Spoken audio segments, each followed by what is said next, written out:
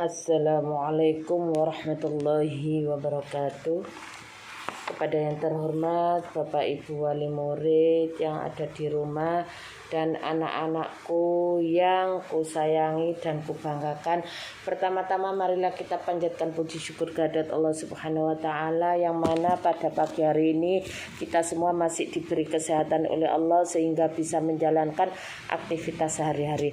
Anak-anakku kelas 5A dan kelas 5B yang kusayangi, di sini Bu Nafisa mau menerangkan materi atau pelajaran agama Islam bab 4 atau pelajaran keempat dengan judul atau tema bulan Ramadan yang indah.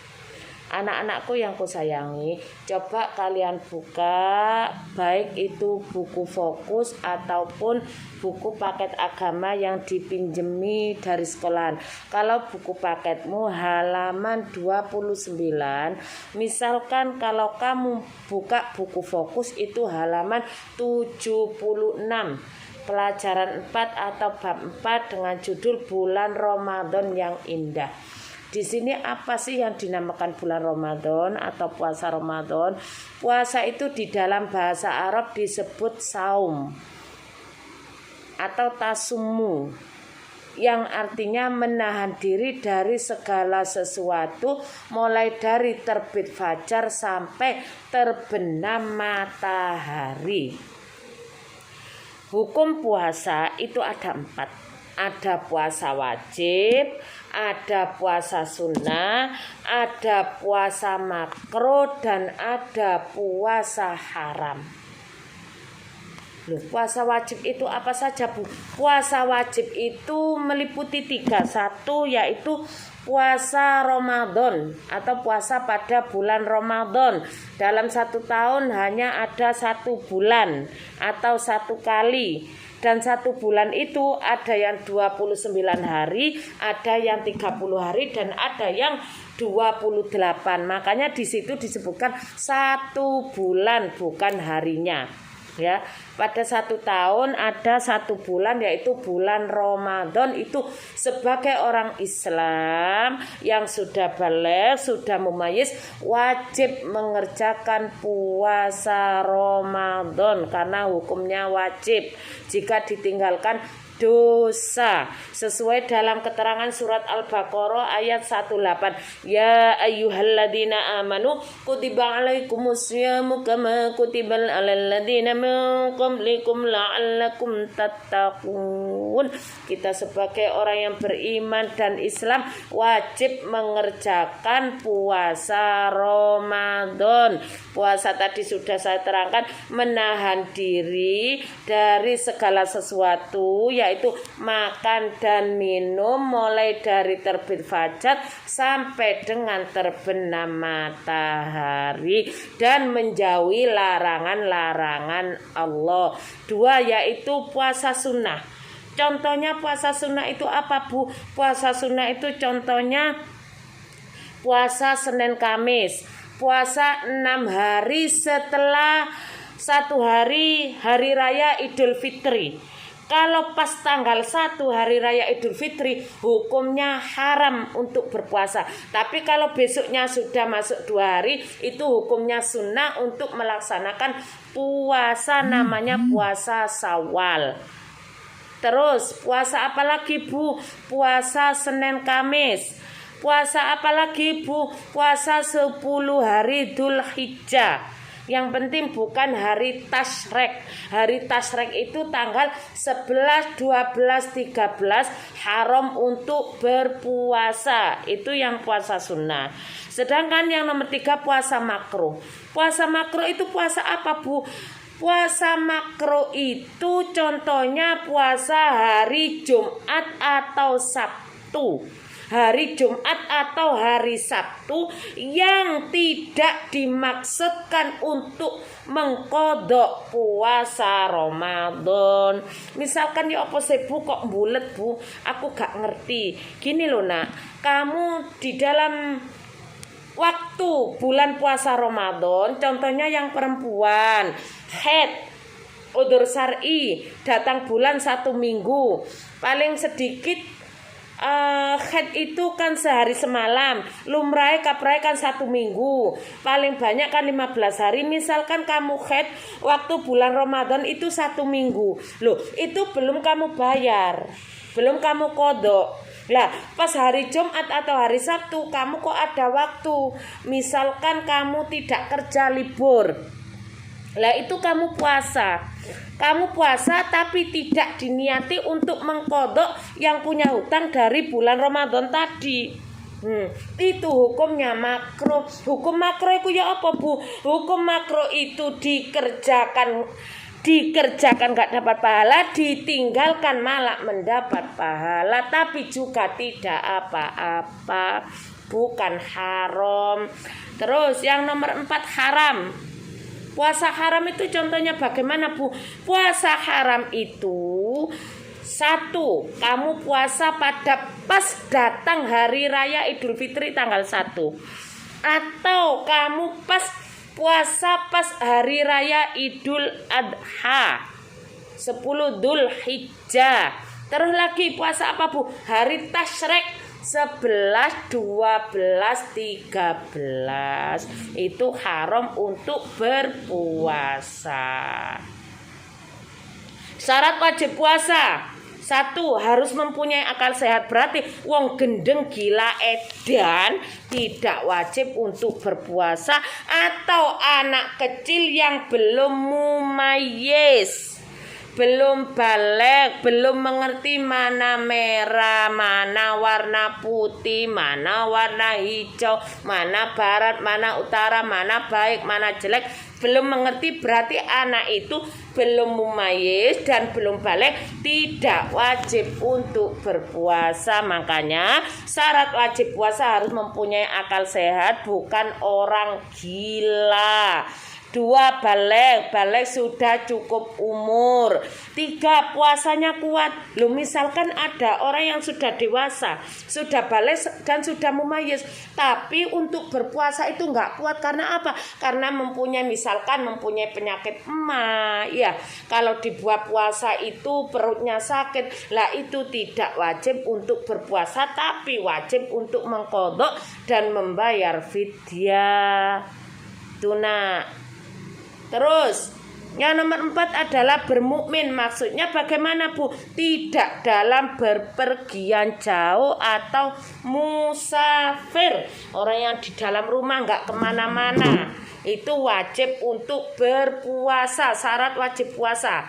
Lah terus lanjut syarat sahnya puasa. Syarat sah puasa itu 1, harus orang Islam. Berarti lain dari agama Islam tidak wajib untuk berpuasa. Sedangkan di dalam negara kita, negara Indonesia, agama yang diakui itu ada 6: Islam, Kristen, Hindu, Katolik, Buddha, dan Konghucu. Tapi ini kita harus mempunyai sifat toleransi, saling menghargai, saling menghormati. Ya nak, jadi yang wajib puasa itu adalah orang Islam yang beriman. Karena banyak orang Islam tidak melaksanakan perintah Allah. Contohnya tidak puasa Ramadan atau tidak mengerjakan sholat 5 waktu. Memang itu hablum minallah, urusan kamu dengan Allah. Tapi kamu sebagai orang Islam yang beriman wajib melaksanakan perintahnya, meninggalkan larangannya. 2, berakal. Kembali lagi, wong lek gak duweni akal, wong lek gila koyok hewan, tidak wajib puasa karena hanya punya nafsu tapi akalnya sudah tidak ada.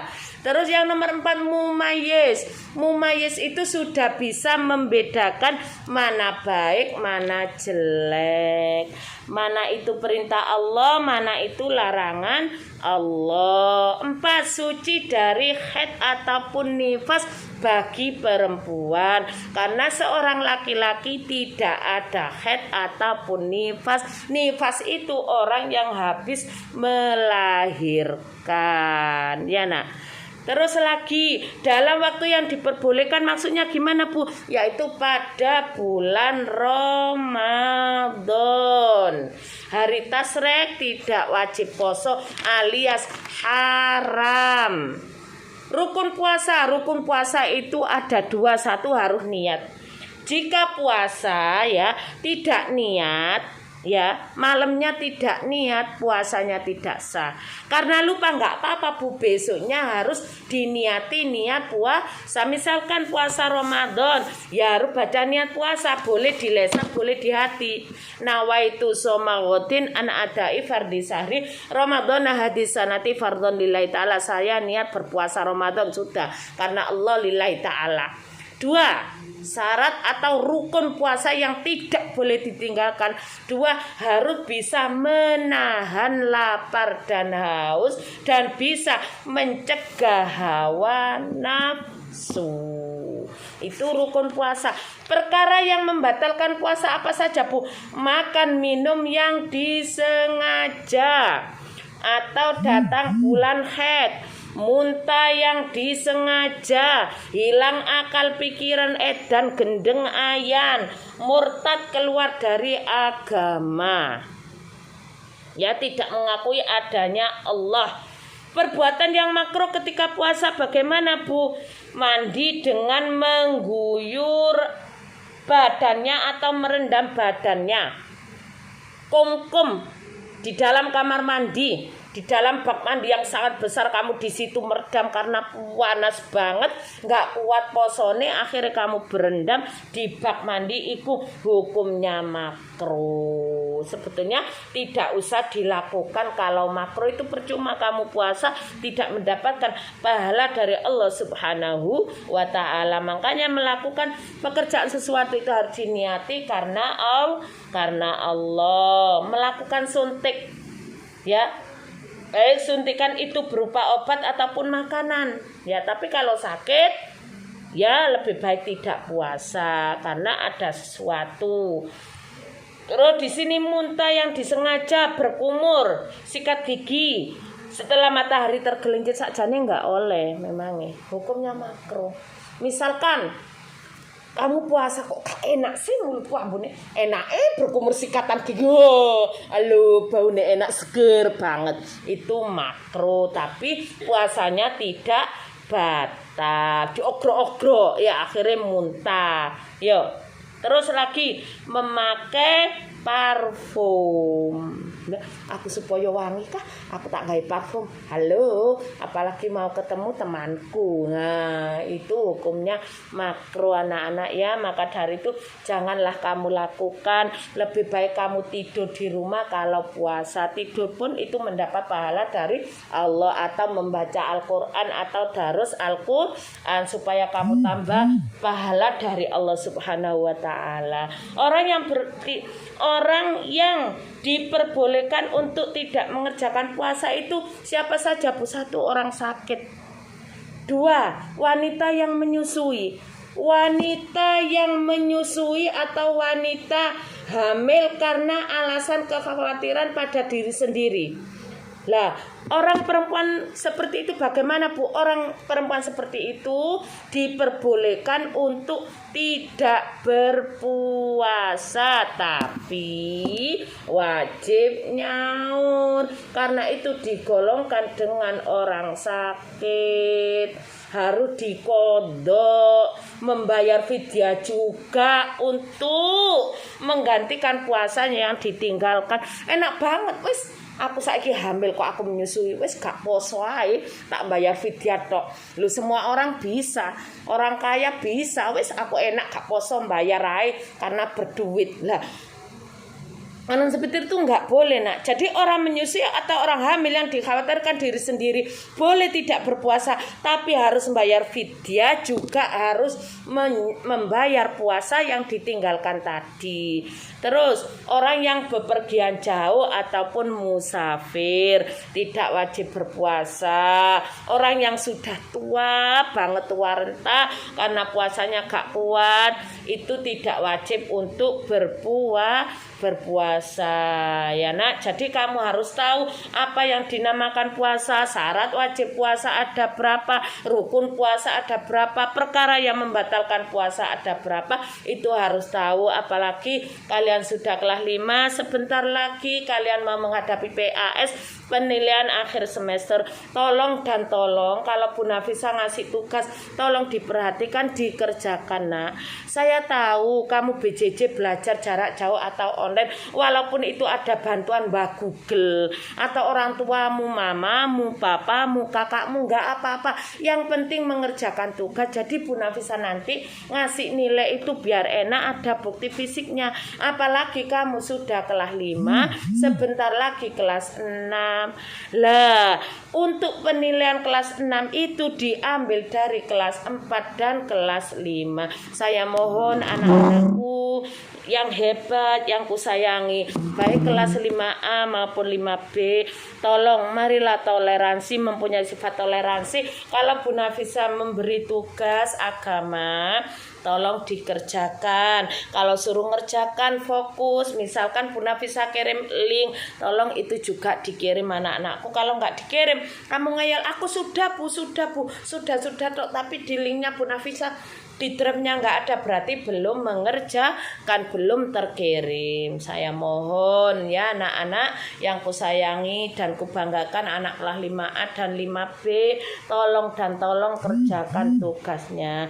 Itu yang bisa Bu Nafisa jelaskan untuk materi kelas 5 bab 4 dengan judul atau tema bulan Ramadan yang sangat indah, bulan 1000 bulan yang sangat didamba-dambakan oleh orang Islam yang beriman. Semoga bermanfaat bagi kalian semuanya. Akhirul kalam, ihdinas siratal mustaqim. Wassalamualaikum warahmatullahi wabarakatuh.